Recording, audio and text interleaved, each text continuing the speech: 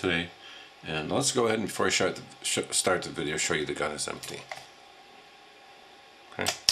Okay, this is a Smith & Wesson 500, as you can see. Okay, the Smith & Wesson 500, most powerful handgun made.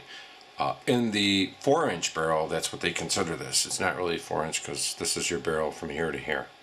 Okay, this is the extra compensator. It's not really a barrel, but they call it a 4-inch.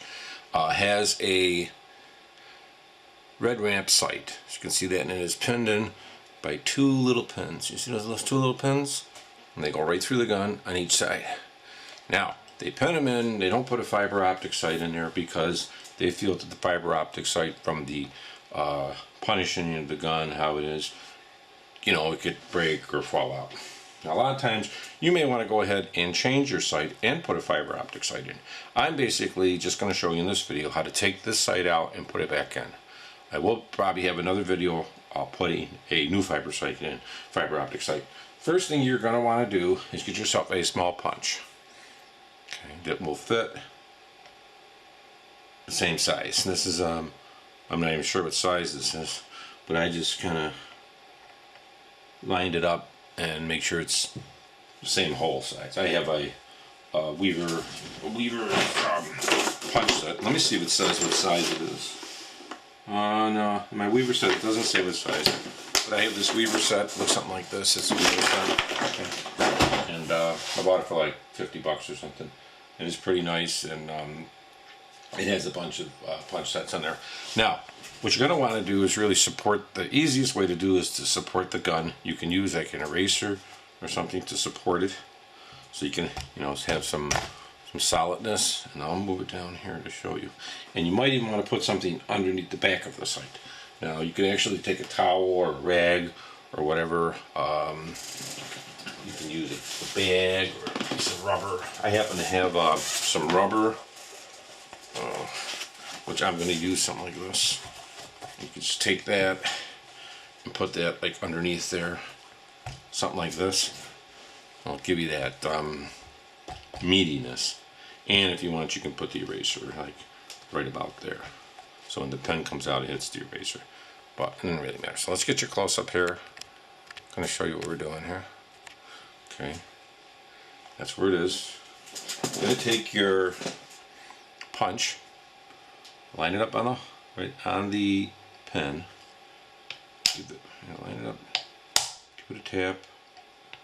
Another tap, and you'll see how that hole popped out already. I do tap, tap. Okay, you'll see already how they're going in, and the pins are actually coming out there like that. So all you have to do is put it back in there into the entirety. Just tap, tap, tap, tap, tap, tap, tap, tap, tap. It'll pretty much come out. It's not all the way out, but I really don't want to pull the pins all the way out, but I will. For you guys. Anything for you guys. So let's go and put this in there. Tap a little bit more. You know, I like the eraser because you know when it hits it, you know it'll be bouncing back. See? You know it came out. So here's your sight. You can just basically pull it right out. You'll see it's empty there. And here's your sight. Get you back up there. Kind of how it looks. Has the two little holes in there. Now, if you're putting a new one in, you'll have to drill those holes. So that might be a little bit of a job, but okay. So putting it back in, and you'll see these pins will jump over the place. Putting it back in is not that hard either. You can put your eraser again here, and you can actually even put it up like that. Okay, a little. Get you back down. Okay, first you want to line up this again, your sight, put it back in, pop it in, and you can line it up just by looking. You'll see the light coming through it. See the light coming through it? Or you could just take your punch and wiggle it. You'll make sure it's tight there. Okay. You pretty much know it's in. Line up your sight, like that. Probably want to stick with the rubber. Gives it a little bit more. Okay. And put this like this. Take your pen. Now, the rounded edge you're going to put in there, you can sand it down a little if you want. I would line it just up ever so little and tap it, just like that. You just want to kind of get it started, okay? And just tap it in like that. You slide that in, this sight still will come out. See, you could even just do that ahead of time if you want, without the sight in there. And you put the other one in. Now you put this other one in. Okay. Now you want to make sure it's lined up, so you could take your punch if you want to make sure the hole's lined up. And take it from this side and wiggle a little, and you'll see it's lined up. So then you can just give it another tap while you got it on. And you know pretty much you're in. Okay. Then you could just put it back and just tap it in.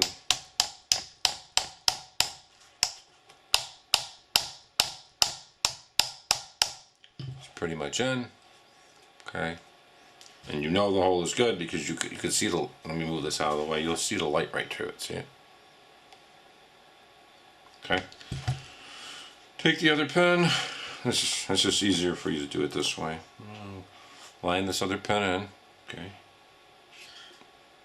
Just you kind of just lay it in there, and it'll just, see how it'll lay right in there, and just give it a whack with your hammer one time. It's pretty much in. You can see, sight's in there. If you want to make sure it's flat, just tap it a few times. And that's pretty much all you have to do, really. And you're in. And that's how you replace the sights, if you're going to replace them.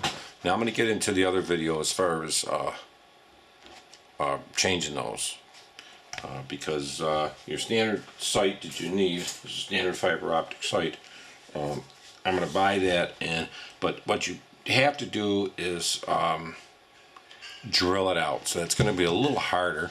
And then we are going to go ahead and get that put in. But I wanted to show you that. And that is the how you take the old sights off of a Smith & Wesson 500. And really only two tools that I needed was the